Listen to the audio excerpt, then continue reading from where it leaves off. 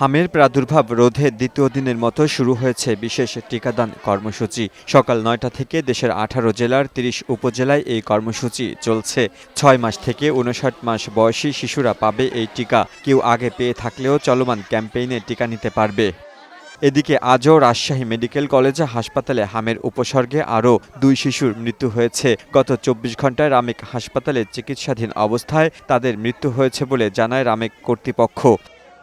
তিনি জানান, গত ২৪ ঘণ্টায় হামের উপসর্গ নিয়ে হাসপাতালে নতুন রোগী ভর্তি হয়েছে ২০ জন। সাসপেক্টেড হামে চিকিৎসাধীন রয়েছে ১৩৮ জন রোগী। চলতি মৌসুমে ৪২ জনের মৃত্যু হয়েছে বলে জানিয়েছে রামেক মিডিয়া মুখপাত্র।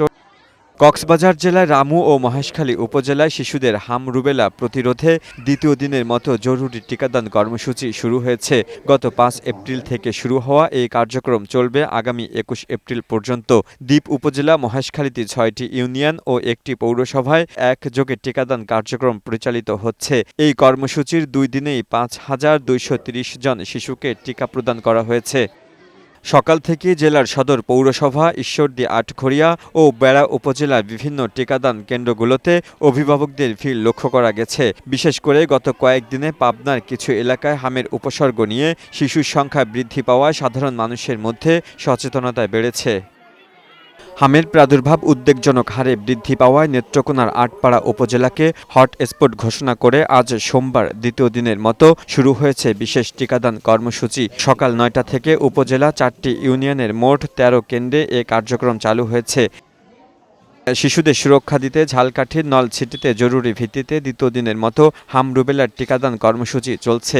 আজ সোমবার সকাল থেকে উপজেলার স্বাস্থ্য কমপ্লেক্স সহ ১০টি ইউনিয়নে একযোগে ১৬ দিন ব্যাপী এ কার্যক্রম চলছে। হাম রুবেলার টিকাদান কর্মসূচিতে ২১,০০০ শিশুকে টিকা প্রদান করার লক্ষ্যমাত্রা নির্ধারণ করা হয়েছে। শুধুমাত্র অসুস্থ অথবা হাম আক্রান্তদের টিকা দেয়া হবে না।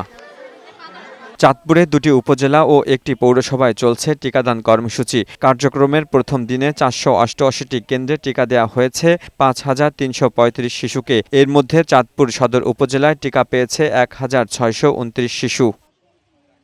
লিওন মীর, বৈশাখী সংবাদ।